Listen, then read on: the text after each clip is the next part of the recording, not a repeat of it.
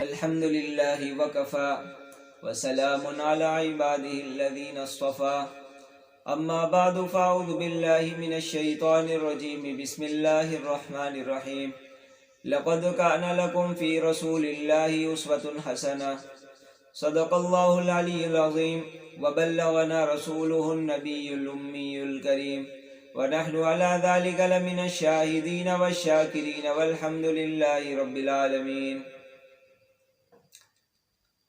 ہر سال ربیع الاول کا مہینہ آتا ہے اور چلے جاتا ہے۔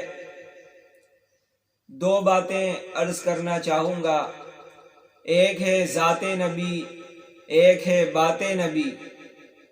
ذات نبی کو صرف مسلمان ہی نہیں بلکہ کافر بھی مانتے ہیں۔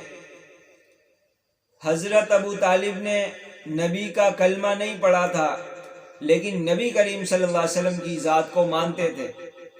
نبوت ملنے کے وقت جب نبی کریم صلی اللہ علیہ وسلم نے لوگوں سے پوچھا کیف وجدتمونی، تو ان لوگوں نے کہا کہ ہم آپ کو سچا اور امانت دار سمجھتے ہیں، ہم نے کبھی بھی آپ کو جھوٹ بولتے ہوئے، دھوکہ کرتے ہوئے، فراڈ کرتے ہوئے کبھی بھی نہیں دیکھا۔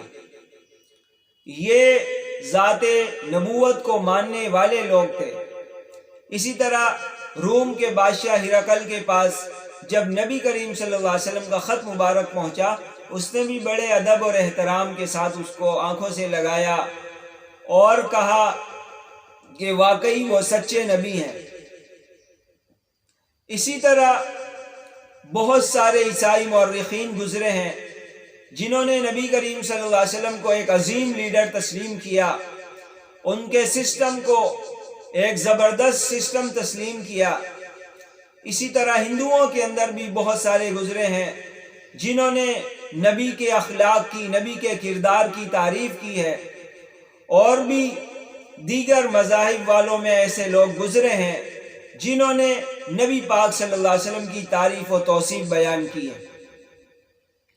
لیکن بات صرف ذات نبوت کو ماننے کی نہیں ہے۔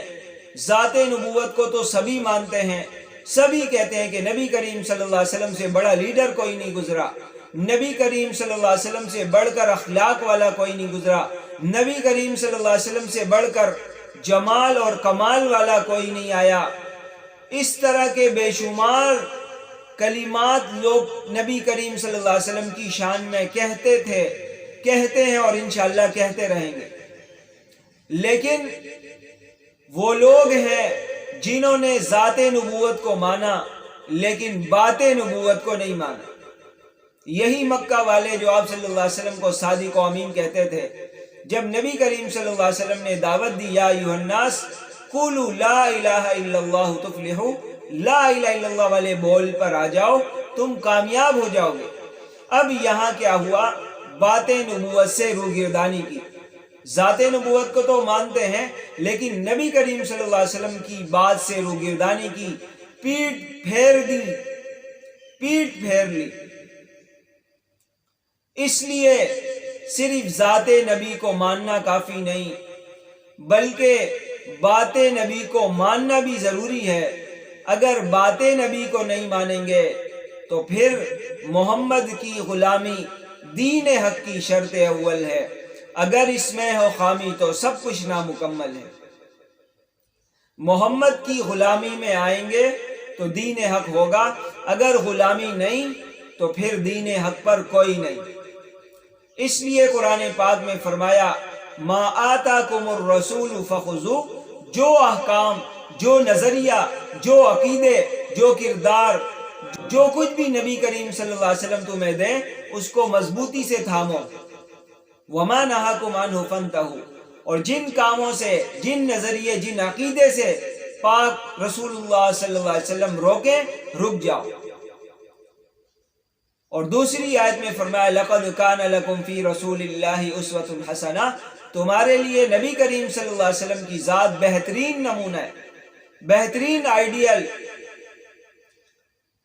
نبی کریم صلی اللہ علیہ وسلم کا اسوہ حسنہ ایسا لگتا ہے کہ لوگ صرف عبادت میں سمجھتے ہیں، یعنی عبادت نبی کریم صلی اللہ علیہ وسلم کے طرز پر ہو، حج نبی کریم صلی اللہ علیہ وسلم کے طرز پر ہو، نماز نبی کریم صلی اللہ علیہ وسلم کے طرز پر ہو، روزہ نبی کریم صلی اللہ علیہ وسلم کے طرز پر ہو، لیکن معاملات، معاشرت یہ سب سمجھتے ہیں کہ اس میں ہماری مرضی ہے، لہذا تجارت کے طریقے میں اپنی مرضی لوگ چلا رہے ہیں، اپنی چاہت کے مطابق چل رہے ہیں، نکاح کے معاملات میں اپنے آپ کو آزاد سمجھا ہوا ہے کہ اس میں نبی کریم صلی اللہ علیہ وسلم کا اسوہ حسنہ نہیں ہے۔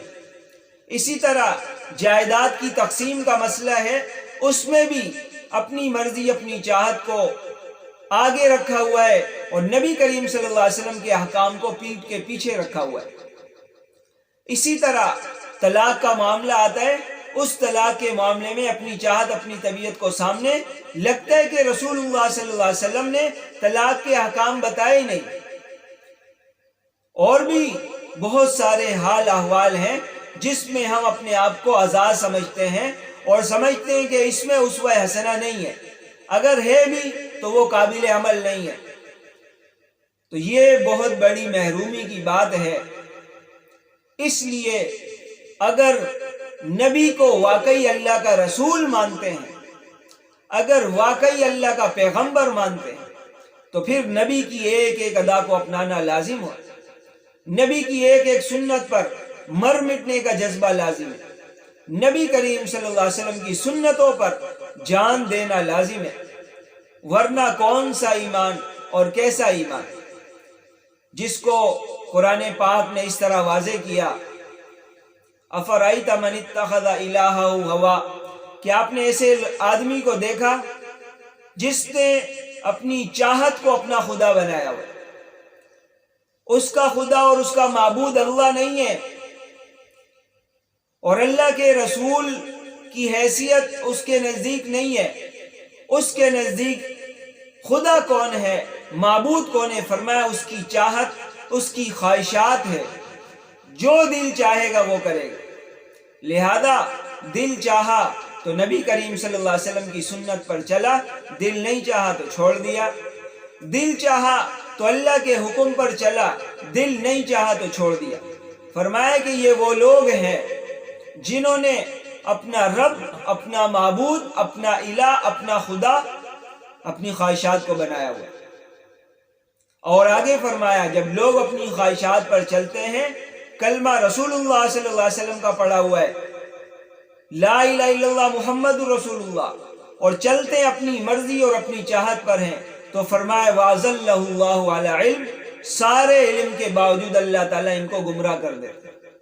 انہوں نے اپنی چاہت کو رسول سمجھ لیا، اپنی چاہت کو خدا سمجھا ہوا ہے، تو اللہ تعالیٰ پھر ایسے لوگوں کو ہدایت نہیں دیتا۔ وَأَضَلَّهُ اللَّهُ عَلَى عِلْمٍ، علم کے باوجود اللہ گمراہ کر دیتا۔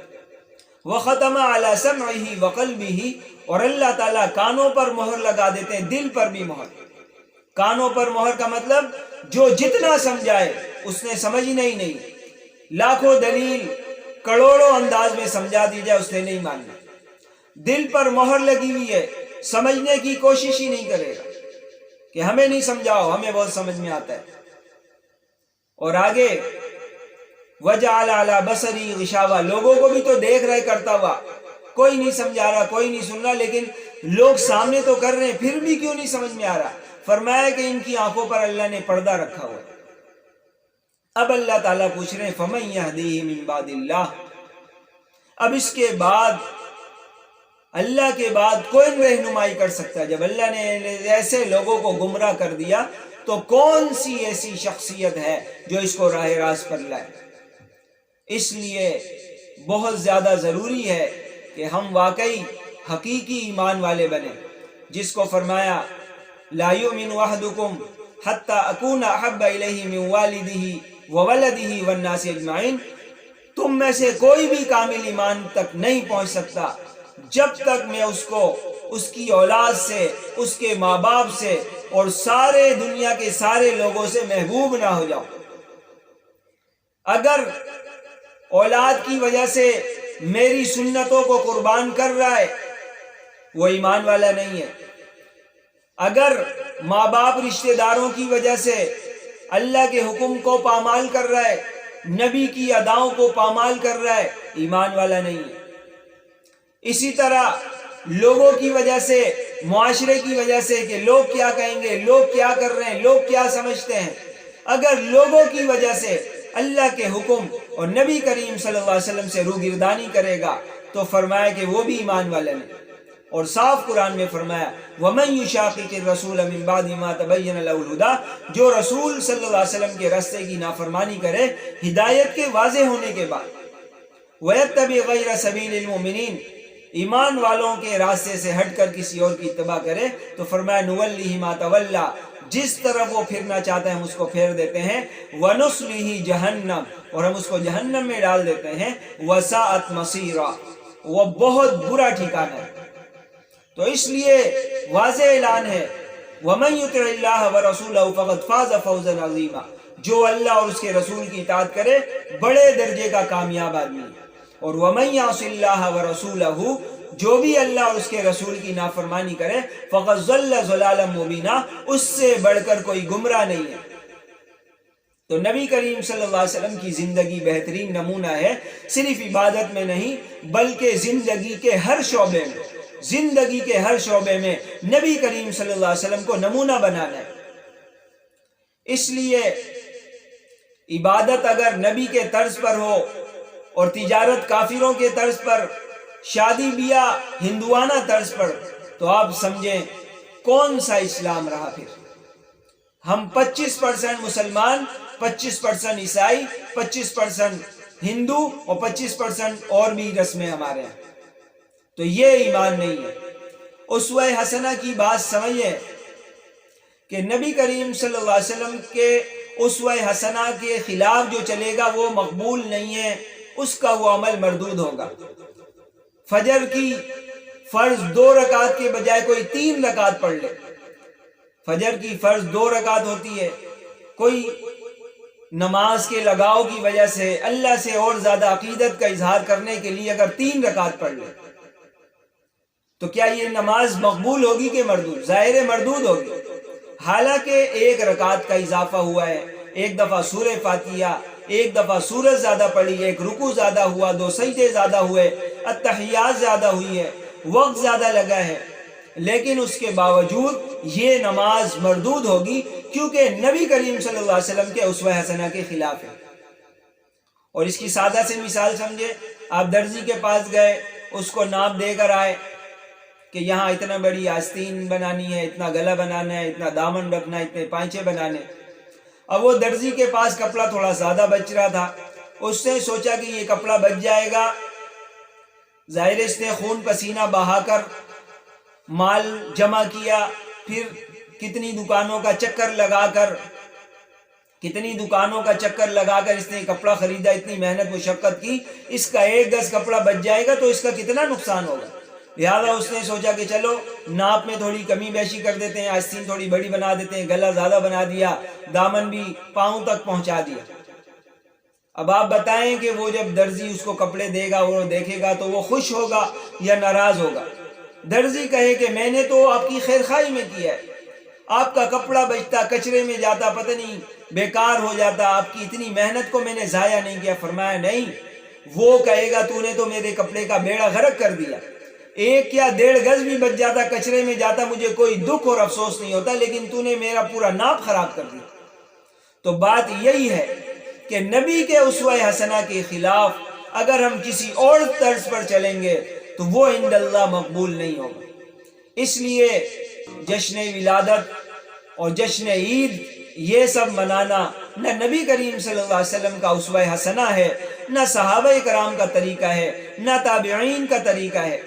اسی طرح کافروں کی طرز زندگی اختیار کرنا، کافروں کی شکل و صورت بنانا، کافروں والا لباس پہننا، یہ بہت زیادہ خطرے کی علامت ہے۔ اللہ تعالی ہم سب کو کامل ایمان والا بننے کی توفیق نصیب فرمائے اور نبی کریم صلی اللہ علیہ وسلم کے اسوہ حسنہ پر چلنا آسان فرمائے۔